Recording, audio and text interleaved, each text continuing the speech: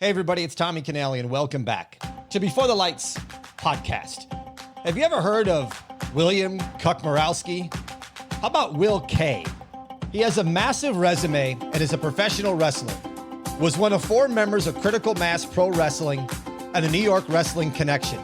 The founder and member of Carnival of Destruction and a 4-decade career that includes an actor, author, comic hero, voice actor, entrepreneur, musician, philanthropist, food critic, horror model, video game hero, and host of the iHeartRadio syndicated show, Grindhouse Radio.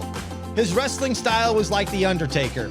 He's the CEO of Hound Comics and a celebrity brand ambassador and a social media influencer that includes 7-Eleven and Kikkoman. He's better known as Brimstone.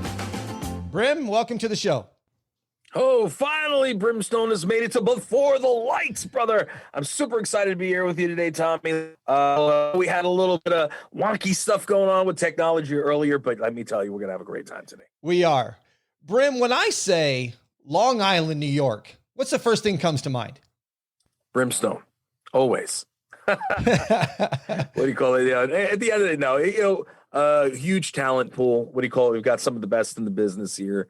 From Billy Joel to, Jerry Seinfeld, and, the list goes on and on and on. And mind you, I beat both of them as best Long Island personality for 2 or 3 years in a row. Might I add, I just let's put that out there. But it's an absolute talent pool of very eclectic characters, to say the least. Dee Snider, Mick Foley, and just fantastic people all around. So, here we are.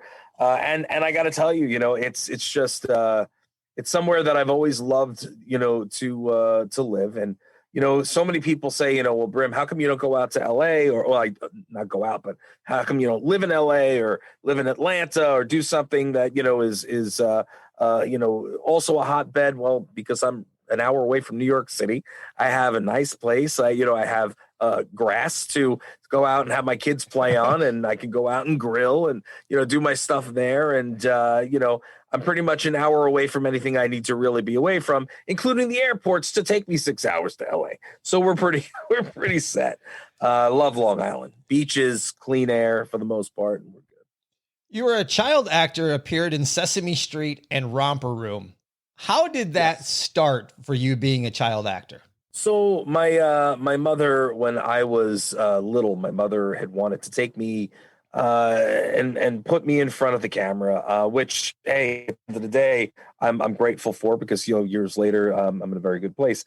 But agents and again, I was 5 years old at the time. I'm 46, and my mother's passed about 3 years ago. So to remember all the little details, sometimes a little foggy, but I do remember, like, I had started out. We tried doing auditions with for A1 steak sauce and Rice Krispies and stuff like that.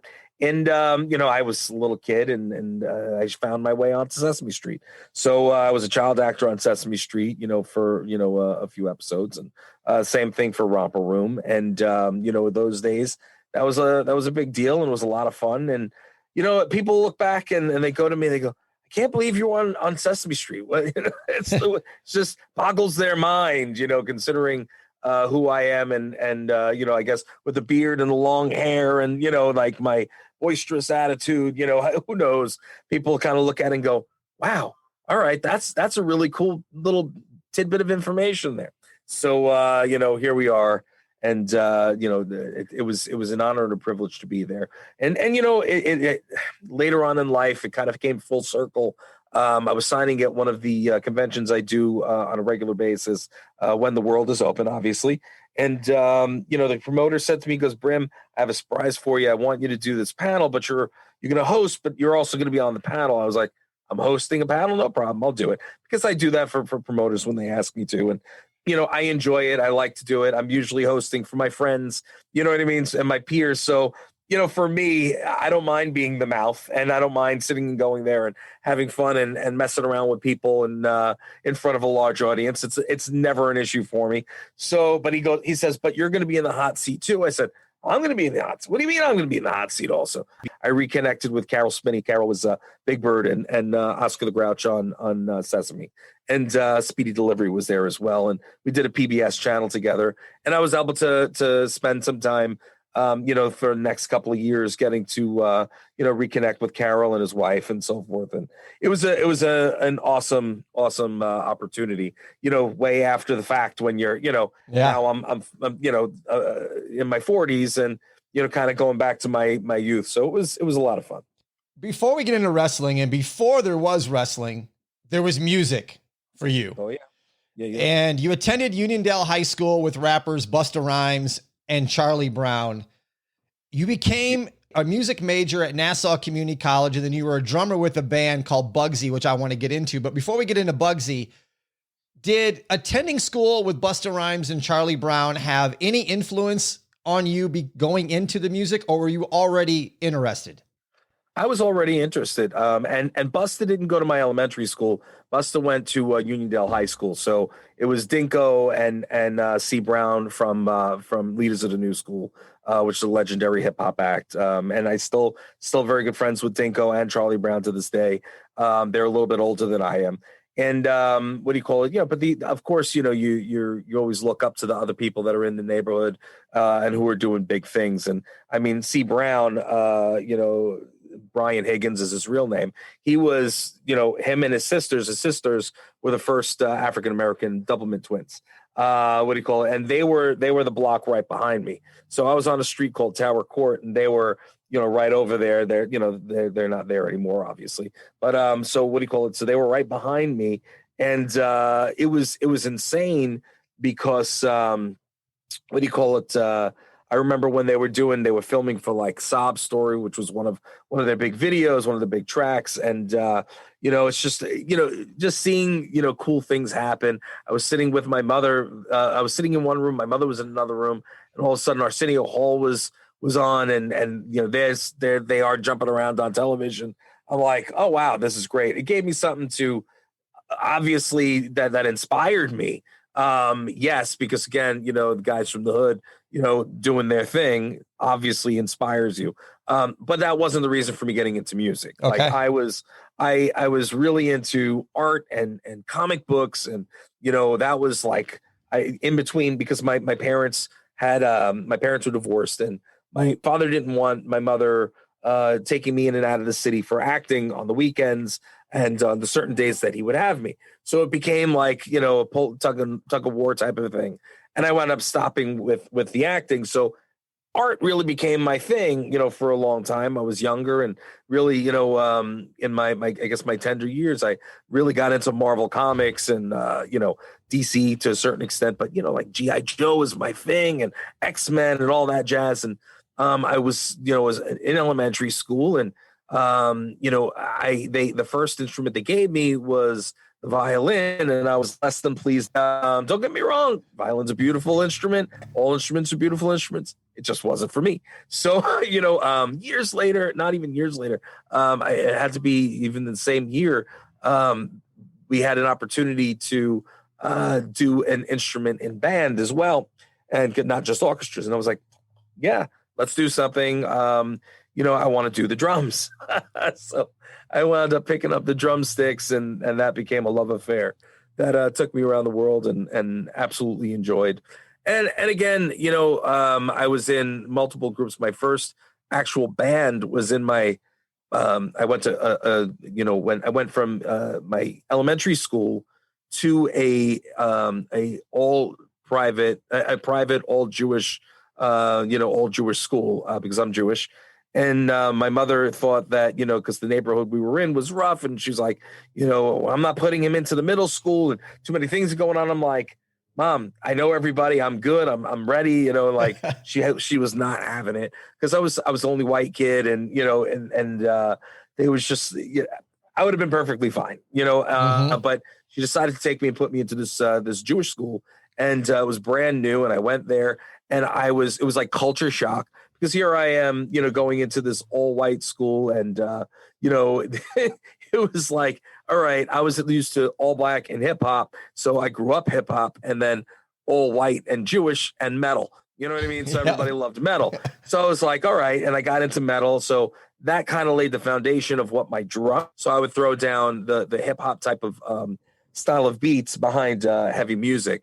And my first band was called Private School, which was funny. I just found pictures the other day, which are embarrassing. We'll probably never see the light of day. And then I would, we moved forward, and my next band after that was Spitfire, which was also in the Private School.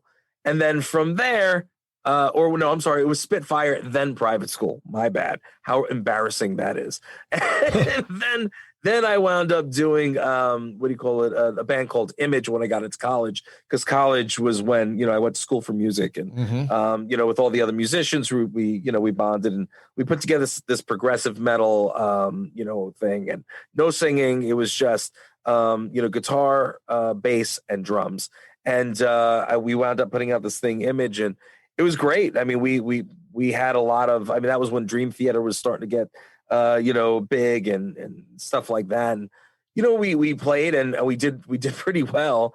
And then we wound up taking that. We broke up, and we formed a couple of members. There was only three of us, myself and one of the other guys, created Who's Laughing Now. Who's Laughing Now was a big deal. That's where we really made some really big strides. Did a lot of touring.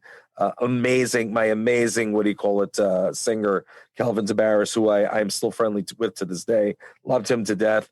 And, we were offered a deal from East West Recording, because we did this spotlight for friends of mine, Red Belly, at one of these big clubs here in New York.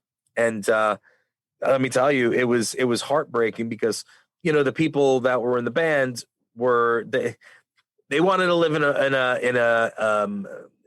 a van and tour in a van and so forth. And I'm like, yeah, this is not happening. And we're not going to sell out and blah, blah, blah. So I was like, yeah, this is not going to work. We broke up, and then we wound up putting together another band called Bugsy, which was ska punk. And we took that to the extreme. And again, before, I'm sitting there, and I'm a marketing guy, and I'm also a face of a lot of things. So, it was, I knew all the bars and clubs. I knew the media. So I'm out there sitting and busting my hump to make things bigger and better. And these guys are slacking off and wanting to do, play and not sell out and play to three people in a room. You know what I mean? Right. Rather than sitting and doing these big events and get media with their picture in the paper, like, God forbid, oh my Lord. So, I got sick of being in a 5-way marriage, and that's when I got into pro wrestling. So that gives you an idea. Brim, did your job being a senior pre-print accountant manager at Newsday teach you anything that you've used throughout your career with all the stuff you've done? Wow, you really went digging, man. Wow. What do you call it? Yeah, so that's the stuff that's not in my professional bio. So while I was doing all this other stuff, I was working in advertising and marketing, and I started out with again with the music industry. I was very wrapped into the music industry. So I did, all the local publications. I worked for, Good Times and Island Deer and the Long Island Press, and when it was still Long Island Press back when. And then I wound up working for the Long Island Voice, which was the Village Voice's sister paper. Now, the sister paper, I was doing the same thing over there, but not preprint. I was running the entertainment section in terms of all the advertising for all the bars and clubs and so forth. At that point, that was when I was still in music. The transition from music to wrestling was happening as I was still at The Voice, moving into Newsday. Okay. Newsday had bought my contract from The Voice because they really wanted me to run this thing called Night Beat that they had. And Night Beat was, this is a good question because nobody ever digs that far. So, So Night Beat was their music publication within Newsday, and I was supposed to take over running that. And at the time, I was also supposed to have a lot freer of a schedule to do everything I was doing in terms of wrestling. So, So they screwed up at Newsday, and flat out screwed up, and they put somebody else in the position that they hired me for. So they wound up putting me in that senior management position in preprint as kind of like a, supposed to be a different move, kind of, I guess, a lateral move, but it was just, for me personally, it was like because I already all of my clients and all my clientele, in music and in the music industry and the bars and clubs, and now I had to go after everybody else. So to go back to your original question, of what do you call it? What just to redefine it? Did the Newsday, did working at Newsday help you with all the endeavors that you've done now in your career? Okay, so the answer to that is not really. Okay. My history in sales and marketing goes back a lot further than Newsday. That knowledge got me to Newsday. Gotcha. And it got me to, everywhere else. Because when I was at Newsday, that's when I also wrestled and did my thing. What do you call it? I was dealing with, WWF superstars and so forth. And, so like I was already at one of the pinnacles of my career at that point on the Will level and then on the Brimstone level. You know what I mean? Mm-hmm. So it was kind of like head to head at that point. But my father had always taught me, advertising, marketing, sales specifically is everything in life. And I absolutely believe that you need to be able to sell everything from yourself to whatever products you're doing and this, that, and the next thing. So for me, I had learned all those things from my band years. And what do you call it? And, in terms of, the Grindhouse Radio years later, yes, Newsday, the Village Voice, things like that, that helped me set things up and understand everything from print to radio to this, to that, the next thing in advertising and sponsoring. You see what I'm saying? Mm-hmm. So that helped me put together media kits. And so it's all in here. I also ran a company that was called the Entertainment Journal. You know what I mean? So, and that I built from nothing and I was killing it. You know what I'm saying with that? And that was before I decided I'm getting back into entertainment. So again, all this stuff is kind of like all, scattered across my career. Yep. Where certain things kind of lead into others. Some are there. But now it's just all Brimstone all the time. And, I do, Grindhouse Radio. I do, what do you call it?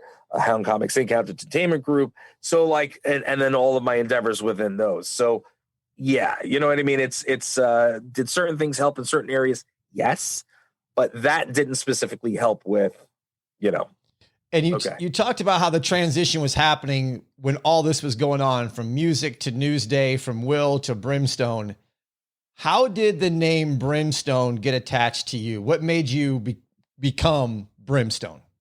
What's really funny, and it's such a great name, and I'm so thankful to have gotten it years later. I'm like, I'm really glad I picked that name. When I was training for pro wrestling, we were going into Queens or Brooklyn, depending on where the school was at the time. It started in Queens, then it moved out to Brooklyn.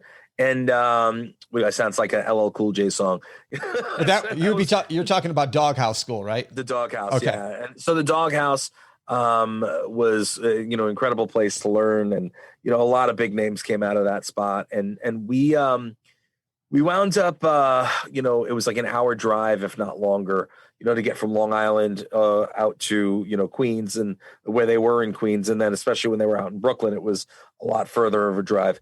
And when you're getting into wrestling, you shouldn't be sitting and thinking about a gimmick right away. At least that's what they tell you. And it's because you really should be concentrating on your bumps and your work ethic and chain wrestling and really learning the business before you really learn about who you are in the ring.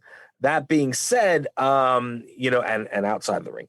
That being said, again, I come from marketing. I come from branding. It's very important for me to know that I'm going to be doing something that's memorable and marketable. I also didn't want to take a BS gimmick, that I was going to have my rear end tossed around like, Sunday's newspaper. So I said, let me start thinking of names. So I wrote down thousands of names. I went through comic books. I did this, that, and I went crazy writing stuff down.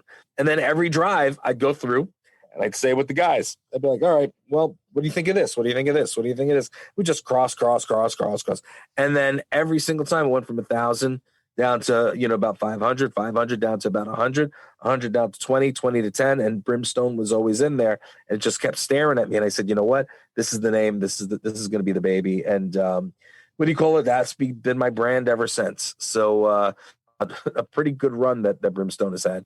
And because, again, I wanted something that was be marketable, buildable, and brandable, and it's done every bit of that and more. So, I was blessed to have come up with that name. In 1997, when you joined Wrestling Worldwide, what did that do for the exposure for Brimstone? It was huge because I was, that was really my first foray into the professional world of pro wrestling. Wrestling Worldwide, it was a really, really cool platform. They did a lot of live events in the in the boroughs. And when I tell you my first professional match, okay, my first non-student match, and stuff like that you go through. My first professional match, there were well over 3,000 people there. And I mean, I look back and God, the match was god awful, and I can't believe that they brought me back and eventually made me a champ. But at the end of the day, it was like the match itself was god awful, but man, the crowd loved us, and it was fantastic because we had such amazing exposure.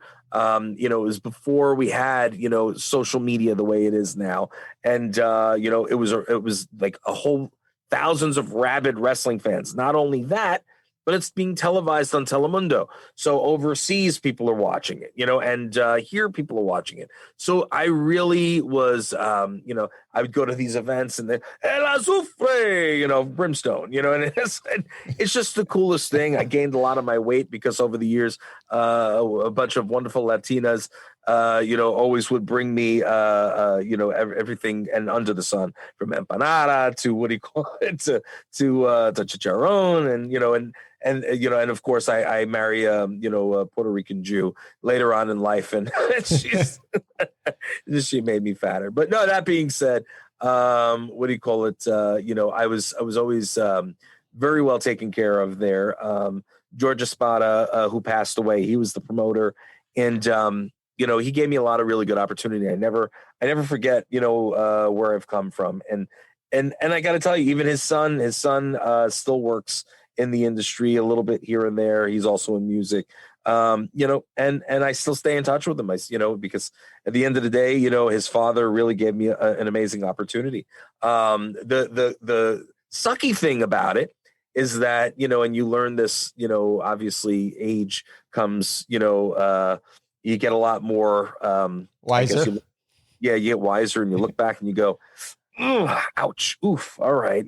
My head got so big, doing that, because I came right out and I'm in front of, so many people, and I was getting booked all over the place. And, my tag team, we were doing Critical Mass, and it was Mayhem and myself for the most part, even though the other guys were around. Mayhem and I really are the ones that toured, and we're all over the place, and we wrestled every which way, but Sunday, and including Sunday actually. And, we made a really good name for ourselves. And it's just, we stopped everything and for ourselves, and we started up the school, which was probably one of our big mistakes. Is we started up our school, and instead we stopped touring ourselves and stopped getting the attention for ourselves, which I think if we would have continued, a lot bigger things would have happened for the team itself.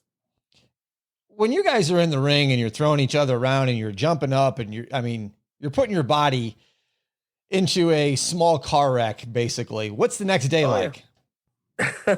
Well, at the time, what do you call it? At the time, you're talking about, I was young, you know what I mean? I'm in my 20s, when I first started. And, the original bumping in the ring, the original workouts and everything, getting yourself ring shape and ring ready, that's when you feel like you just got hit by a train. What do you call it? doing the daily shows, when you start doing touring and you're working, a few nights at least a week, and you're doing a couple of shows a day, maybe it depends on who you are and what you're doing and your work ethic. But, your body gets used to it. Your body gets accustomed to it. Of course, I'm not going to say you didn't get a couple of big lumps or bruises here and there, which, obviously hurt a little bit more. But, for the most part, I was okay. The older I got, the more you'd feel it the next day a little bit, where it's like, all right, I'm a little sore. I'm feeling it more, to be honest, now in my knees and in my back than I did then. Because again, you're not thinking about it when you're younger, but you're doing damage to your body. And it's the same thing with anybody in any kind of sports. People like to pretend that pro wrestling is not a sport. It's a sport. We're doing everything. We're just not really hurting each other. And honestly, some guys do really hurt the other. The other. So, it's part of the wear and tear on the body. Outside of being a wrestler, you've also been a trainer. Yeah. One, do you gravitate more now that you've looked back on it, being a trainer or being a wrestler? I always love teaching people. To be honest with you, I'm good at it. I'm a better trainer than I am a wrestler. I'm a gimmick guy, and I know it firsthand. I know everything to do, but at the end of the day, for me, what do you call it? As a trainer, I love watching, bright-eyed, bushy-tailed people want to, kind of take it to the next level. So I loved training, but to be honest, I loved being in the ring in the center of attention better. That's just my thing. Gotcha. But part of me as a person, I always try to bring up the people around me and try to give other people opportunity. So, there's always a little bit of that teacher mentality in there. And, even though I haven't been in a locker room or a ring in quite some time, even if I went back there tomorrow, I would always check out. I'd make sure to be watching the boys, seeing what they're doing while I'm in the back, seeing what they're doing in the ring. And, if I could ever give any kind of pointers, I would. And some of the kids today, man, they fly around things like there's nobody's business. So, and most of them, they're just like I was. They're not listening. They got thick skulls and, they want to do things their own way. And honestly, it's the way of the world. You got to learn for yourself. For Grindhouse Radio and building your business within the business and so forth, and entrepreneurship, and you try to teach. Like I have my partners for the Grindhouse Radio who are half my age, and I try to tell them the things that I've gone through and the things that I've done. Certain things they listen to, they want to make their own mistakes, then they make the mistakes and they go, I should have listened, but I'm not going to admit it. You know what I mean? Yep. So, it is what it is. Brim, will you speak regarding May 28th, 2007, when you marched in the Levittown Memorial Day Parade and what that was all about and why it was so memorable? That was the first time that I actually was asked to walk in the Memorial Day Parade in the town that I live in. The politicians in the area, and I don't do politics, but the politicians in the area at the time, and again, now I know them, very well. They said, you know what, you're a very important part of this community, and we'd really be honored if you come and walk with us. So I did, and that was something cool. So that was part of my coming up, and then whenever I am in town or am available, I'll try to do the parade as well. We actually did it in 2018. No, 2019. We're in 21 now, so 20 is the year we lost. So we did it in 2019 before before the world went to crap. So we did it for the Grindhouse Radio, and it's like I said, it's a hometown thing. I'm a hometown guy. In terms of, I live in an area, our studio is in the same area, and I try to do a lot with the community. I give back as often as I possibly can. They're very good to me here. People are not invasive for the most part. They were when I first moved in, but they're not as invasive anymore. I don't have people necessarily coming to my house as often or at all, thank God. When I first moved in, that was not the case. I had people showing up, and it was just not a good thing. So people don't show up my house. As much as I love my fans, I will have to have you taken away from the house. That being said, what do you call it? And we do have cameras and all that jazz. So please don't show up. And don't show up at my offices either. They're all locked up and guarded. So please don't show up. You want to meet me? Come to an event, come to a signing. I am happy to meet you guys. If I'm out in public, I'm happy to meet you. But understand this is the pandemic. And I cannot always take pictures with everybody in the pandemic or shake hands. Please understand that it's nothing personal, and that's pretty much what I have to say about that. I mean, the everybody's really good. They know where I am. They know I'm here. When they see me, I get a lot of, "Hey, Brim, how are you, Brim? Oh, I heard the show the other day, Brim. It was great." Or when you get back in the ring, Brim. And I'll always respond to people. And again, when things aren't crazy, I do take pictures with people if they ask. I will sign an autograph for people, when they ask. But again, you got to understand that, if I'm sitting at a dinner table at a restaurant with my family, wait until I'm completely done eating and we're getting ready to leave, and then please ask me for a picture or an autograph. Please don't interrupt our dinner. You know what I mean? Right. I be respectful to me, be respectful to my family, and I'm happy to, to get back at you. But yes, here in the area, Long Island in general, either they know me or, they've heard of me, or they just have no idea who I am. But for the most part, I can go wherever I am on the island, and I do get recognized pretty often. And most people are very respectful about it. You've talked about Grindhouse Radio. It's an iHeart Radio syndicated show. I've checked it out. It's about a 2-hour radio show and includes everything from news, comics, music, gaming, movies, you name it. It's massive in the Long Island market. I'm going to put a link in the show notes so our listeners can check that out themselves. I highly recommend you do so. Brim, what is the future, or what are you looking for to grow that even by looking at your resume? You're always looking to take things to the next level. So what's the next level for Grindhouse Radio? There are a lot of things kind of currently in the till that we're working on. I can't speak about some of them because they're NDA'd. But I can tell you that we are looking to get bigger and better. One thing that we are doing internally is we're branching out with more shows. You can catch like myself and Greer from GHR. We do Truly Inconsequential on Wednesdays at 2 p.m. Eastern Standard, which is a hell of a lot of fun, and we interact with the audience and engage, which we don't do on the Grindhouse Radio. Like, we can't do it; it's too big of an animal for us to do something like that. We also started doing live and uncut on Mondays before we're actually recording Grindhouse Radio, which then airs on Thursday nights at 7 p.m. Eastern. But we'll do a half hour there just to anybody that kind of comes, we'll sit, we'll involve you, we'll talk to you, and we'll be able to interact. So that's still, that part of it is still in its infancy, but we're starting to do a lot more with video, starting to do a lot more with interacting with people, because we have a lot of listeners, but I'd prefer to have people engaging a lot more. So now it's a matter of getting people used to the fact that, we want to see you, we want to talk to you, we want to, to engage with you. So, more so than that, just the conventions. So we're moving into a lot more of the video platforms like Twitch, YouTube, and stuff like that. So that is in its infancy. We're also talking about doing a couple of spin-offs in terms of television series based on stuff that we do on the show. More than that, I can't talk about. Okay. That being said, we are in talks with some people, so we'll see where that goes. But I always have a plan to go to the next level. I figured. What's the next natural progression of this? And the other thing would be the network, and that was what we wanted to do for quite some time. Right now, one of my partners is taking a step back. We don't know whether he's going to come back or not. He's getting married. He's got things going on. So he's taking a mental health step back. So that changes our network plan for currently.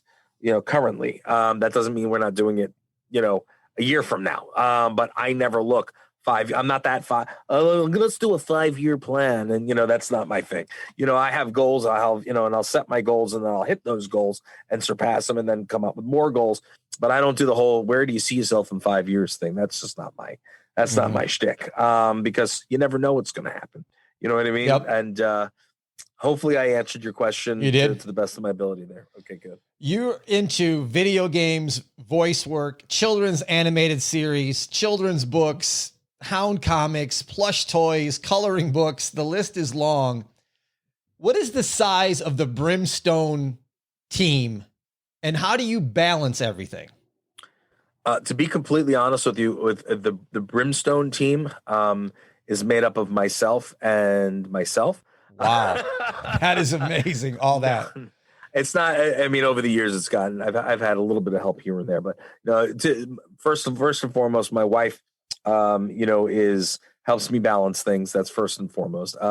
I do have an assistant, but during COVID, my assistant hasn't been around to help me, obviously. So I've been doing a lot of things myself, which is why you dealt with me rather than my assistant, to set things up.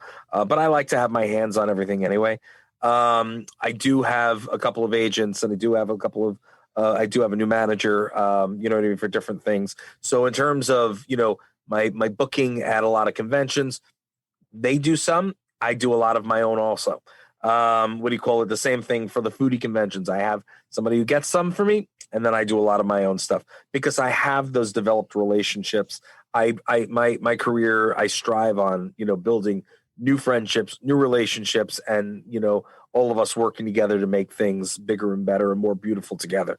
That being said, in terms of all the business, I do all of it. I do, for the Grindhouse Radio, I even do sales for the Grindhouse Radio because I'm not a lazy celeb. I'm out there and I'm working the front lines. If I'm not touring, I'm in my studio. I'm in my office. I don't play games. You know what I mean? Oh, don't get me wrong. I do play games here and there, and then but for the most part, I'm working. And that's my work ethic. Mm-hmm. I don't need to, dilly dally and screw around, and I need to say, hey, time is money, and if I want to put food on the table, I need to make sure that I'm working, and people like to say, they underestimate entrepreneurs, they underestimate entertainers. Oh, it's so easy. You have such a great, you have a great job. You're working for yourself. Take the day off. Go do this. Go do that. Well, guess what? If I take the day off, then I'm not making money. Correct. So yes, I have the opportunity to do that, but am I going to do it? Probably not. Yeah. My wife is used to the fact now, and trust me, she doesn't complain about it. And neither do my kids, because they know they get the bigger and better things. Even when we go out on vacation, which is very rare that we get to do, we'll go out and we'll be doing Disney and Universal and so forth. But I'm out there and I'm working with Disney and Universal and this place and that place and the next place. And yeah, we're going everywhere and everything's comped and so forth. But daddy has to work. You know what I mean? Mm-hmm. So even though I'm on vacation, I'm working. And I'm sitting and doing social media, or I'm doing, gifts, or I'm doing that, or I'm doing an interview for somebody, or they're doing, giving gets. I have to do a quick appearance. So, dad'll be gone for an hour. I'll be over here, but you're going to get to do whatever the hell you want to do. So I take that sacrifice, and it's also, so it helps my family, and it helps my, me in what I want to do, and my, accomplishments, I guess you'd say, When you say you're involved in everything, listeners, Brim's involved in licensing, merchandise. There's backpacks that can be found at Walmart. They were featured on The Big Bang Theory. He's got board games, cologne, perfume, coffee, candy. And I know I have a listenership that loves food, and Brim's involved in foods as well. He has award-winning sauces and seasonings and jerkies. Yep. Talk about the sauces. For me personally, I'm highly intrigued by these. Well, I am a sauce spouse, and the Brimstone line of sauces and seasonings has completely exceeded my expectations. And it's really funny because I didn't expect it to be as big as it was when I took it out on the convention circuit, when I was signing out, before the world closed down, when I was taking them out with me and selling them at my booth. Wherever I was signing in Celeb Row, people would come over, and even if they didn't know me, they were coming over because they wanted to buy the product or they wanted to taste the product. So it became a really interesting thing, and it became a big thing. And they were very good sellers. The company I was working with was K. John's Fiery Foods, and K. John is like the godfather of hot sauce. And what do you call it? He was a good dude. My buddy Bumblefoot from he was with Guns N' Roses at the time. Him and I would, what do you call it? We did our sauces and seasonings together, and we would do some touring with him. When it would work with our touring schedules, we kind of go out and do the foodie stuff, and it really blew up the sauces. Really really well. But he is, John is a little older now. And a couple of years back, he decided he was going to sell his company. And when he was selling his company, that meant he couldn't do any of the co-branding, co-packing anymore. Sorry. And so I had to look for another company that I was going to co-pack with, that I trusted with my brand, because I have to have excellence. Like, my product has to be, to the T every single time. And, I got so busy with everything else I was doing, I couldn't sit and spend the time visiting different kitchens and, seeing who was going to do what and how. But, throughout the entire time, I wound up getting, I've known since working with John, the guys from Torchbearer Sauces. They're out of PA, and very cool dudes, very nice guys, laid back foodies, South lovers. They've got amazing branding that I've always been in awe by. I really love their stuff. And, when I couldn't do the stuff at the cons, because my stuff was petering out in terms of what I had in stock left from when they were closing their doors and closing those contracts, they actually started doing some of the pop culture conventions and so forth. Because I told them, I said, you guys should really do these cons. You do well because of the product. Not just because of the product, because of the labels. It's just they're cool labels. So long story longer, I wound up, we kept saying, let's do a project together. Let's do a project. So it just got put off and put off and put off. Finally, last year, at the beginning of the year, I'm like, we need to sit down. We need to do this. And they're like, we are with you 100%. Let's make it happen. Finally got down to their factory. We sat down and we were doing, not my other sauces. We were talking about them. We were talking about doing a new sauce just to kind of, get working together and see what would happen.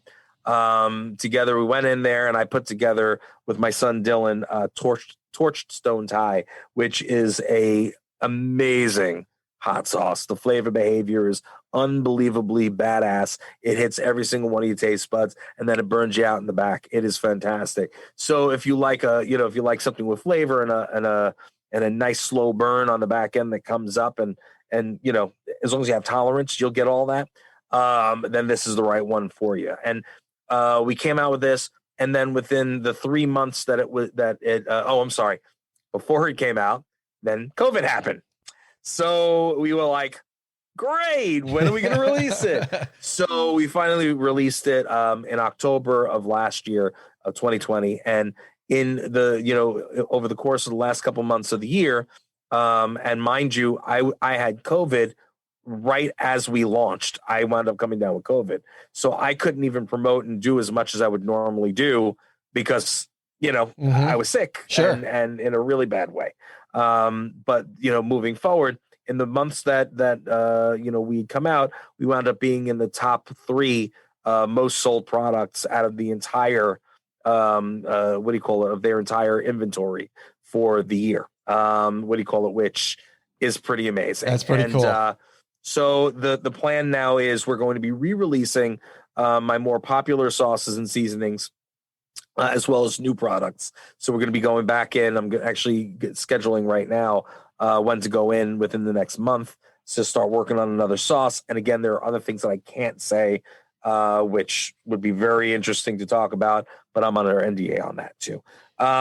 So yeah, but that's, the sauce and seasoning stuff. And, and I do a lot of stuff in the foodie world, as you'd mentioned. Yes. Right now I'm working with, I'm getting in for new content that we're going to be working on. I've got a great lineup of different companies that I'm working with. Yoder Smokers are sending me their new big, unbelievable grill / smoker. I have another company that's doing a what do you call it? A custom grill for me for it with the logo on it, the whole 9 yards. I got another company that's doing like the big, cutting blocks for me. I work with Spaceman Knives with these, you name it, and I've got it. I mean, I'll even show you this. This is fun. I just got this. It's my chef sack. Wow, that's pretty cool. My chef sack, and I've been dying to start filling this up, and but you can see I've got very high end. Yeah, holds the knives, great security there, pockets, perfect. Zippers galore, number of pockets in that. Yeah, so it was funny because I've been wanting something amazing, and they came through. I looked at this thing and I go, this can't be as good as it looks. And they sent it to me and I'm like, this thing is better than I thought. That being said, I'm a very big foodie guy, and my son and I have been talking about doing some content together. We already started doing some content together, but we're obviously going to up it, now that we've got all the stuff that we're looking into getting that's going to be coming in, and it's going to be amazing. So you want to keep an eye out for that on my social media and on my official website. The website's therealbrimstone.com. There'll be a link in the show notes for that. Brim, you have said the cherry on top of everything you've done is the drink called the Brimstone Red, which was created for you by the Jack Daniel's distillery. Why is this the pinnacle and the cherry on top of all the things that you have done? Because it's so stupid that it's amazing. That's the best answer that I can give you. You want to know why? Because again, like the things, there's so many amazing things that I've done, but to have a company like Jack Daniel's show up at an event that you're doing in Manhattan, and you come in and you don't even know about it until you get there, and they have created a drink for you. The people from the distillery made the drink. You know what I'm saying? And they're like, we made this in your honor. This is so cool. It's just, I'm an old school fan at heart. You know what I mean? Like you go, wow, Jack Daniel's, man. Jack Daniel's is the company that all us rock stars were wearing shirts and, trying to be badass with, and I drink Jack Daniel's. You know what I'm saying? Like, so at the end of the day, for that to happen was amazing. It's just something so minuscule but so huge at the same time. You know what I mean? Who can go into a bar and order your own drink? You know what I'm saying? I can't. Like, think about that. And all around the country they have different Brimstone branded food products and stuff that are in their places. Some of them that I helped to come up with, others that just did it on their own. And that's just humbling, man. So it's a very humbling feeling. And that's why it becomes the cherry on top, because it humbles you. Things like that is so small, but so big. You know what I mean? Mm-hmm. I deal with Jägermeister. Jaeger is yesterday they randomly sent me gifts. I'm like, it's so stupidly small, but so huge at the same time. I was like, thank you. You know what I mean? Mm-hmm. Thank you for thinking of me. You know what I mean? And it's just I'm cool with the little things. The thing with a lot of people is they think who they are. They get huge egos, been there, done that. And they forget about who got them to where they need to be, and they don't care about anything because they can do whatever they want. You know what I'm saying? No, but for me, I think that, I dig the little things. I love the fact that, these little things. I love getting fan mail. I love getting, I love interacting with my fans on social. I love getting fan art. You know what I'm saying? Like all these things. This is stuff that still jazzes me over the years. Like, okay, so I was friends with Stan Lee. I loved Stan. Stan was a good friend. You know what I mean? But people, oh my God, you knew Stan Lee. Oh, yeah, man. Okay, yeah, that's cool. Doesn't faze me. You know what I mean? It doesn't faze me. What phases me is Stan saying, one of the last times I saw him, hey, meet, having his agent Max say, meet Stan in this, the photo area at this time, so forth. He wants to see you. He hasn't seen you. Okay. You know what I mean? That meant more to me. You know what I mean? That he wanted to spend and breathe the same air, for 10, 20 minutes, you know what I mean, with me, than, the fact that he's a legend. And so like, you know what I mean? Like, you talked about small things that are big. You put out a small book during the pandemic called Brim-isms. That's inspirational and motivational quotes that could change somebody's life. So a very small book could have a big impact. If you would talk about that just a little bit. So, I am, and please don't ask me to recite any right off the top of my head. My brain's mush right now. But, but for me, I've always over the years, I always try to throw out a little bit of wisdom and Brim love on social where, sometimes people need that wisdom. Sometimes they need that lift me up. Sometimes they need that inspiration. And you never know. Listen, doesn't matter who you are. If you have one listener or fan or a million listeners and fans and whatever it is, you never know who's watching you. You know what I mean? And you never know who you're actually inspiring. And I aspire to inspire. So I always want to make sure to put out something for people that just need that little boost. So, I'll put it up on social media and over the years, a lot of people have been like, Brim, that saved me that day, or, Brim, I was contemplating suicide and you stopped me.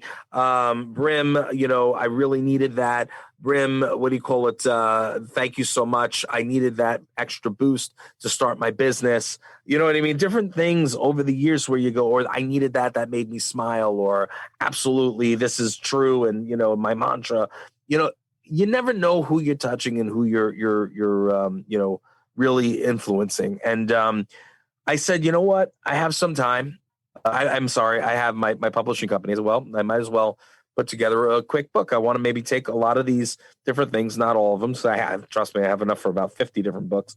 But what do you call it? I picked out like maybe 30 or 33 of my, favorite ones. And I took them and I wrapped them into this little book so people could have a little piece of Brim and, kind of giving them inspiration and, motivation, so if they have it on their coffee table, or in on their desk in their office, or, wherever it is that they kind of need it, just having it there, knowing that I'm always there with them to give them a little bit of inspiration when they need it, a little bit of a boost, a little bit of love. And that's what I did. And I was super excited about it. And it was funny because I'm on the phone with, cause I'm sure you're going to ask me about this next. I was on the phone with one of my friends, Charles Martinet. And for those of you who don't know, Charles Martinet he does the voice for Mario and Luigi and a bunch of others for Nintendo. So he is the guy, you know what I mean? The guy behind the man. And I'm speaking to him and we're catching up because we hadn't had an opportunity to catch up in some time. And he said to me, he goes, Brim, what have you been so busy with? So I always tell him, we always tell each other what's going on. And, it's not for general public consumption. And, and I said to him, I was like, yeah, I've been writing this book. And I turned to him and I go, you want to write the forward? It hangs up with me. And and literally in like 5-10 minutes, I had this essay, which was so beautiful. It made me tear. And, I was like, man, oh man, that's my forward. My forward is by Charles Martinet, the voice of Mario. So, and a really fun fact is that full circle moment. I am close with the only two people to ever voice the Mario character, which was Charles Martinet and Captain Lou Albano back when, and in the wrestling industry. And Charles is one of my dearest friends now. So, you know what I mean? I thought that was a little bit of fun tidbit for you. Great tidbit. Peoples. What's valuable to me is time, and I appreciate yours and you being on Before the Lights and talking about your journey, your career, and things you have going on. So I appreciate it and just want to say thank you. Oh, it's my honor and privilege, brother. Listen, I love to go out and I love to connect with people like yourself and the people that listen to you. And listen, if I can touch one person out there, I've done my job, and I hope that people will, listen to my journey and say, hopefully that'll inspire them to do something that they love and that they'd like to do, and today, I don't know when this is airing, but today, on Earth Day, you know what I mean? Go out and do something good for the earth. You know what I mean? Here's my righteous, talk here, go out, pick up some trash from outside, throw it in the garbage, try recycling something, you know what I mean? Maybe take a walk instead of taking a drive for today. And just let's help save Mother Earth. And that being said, anytime you guys hit me up on social media, I'll always respond. Please write to me, talk to me, get involved, get engaged. I will always talk to you back. I will always talk back with you. And it's me. It's nobody else. I don't have somebody else running my social media. It's always me.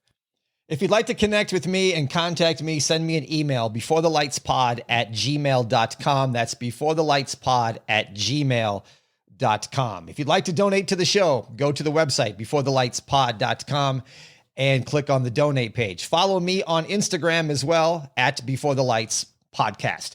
Thank you for listening to Before the Lights. I'm Tommy Canale. And until next time, everybody, a salute, a chin chin.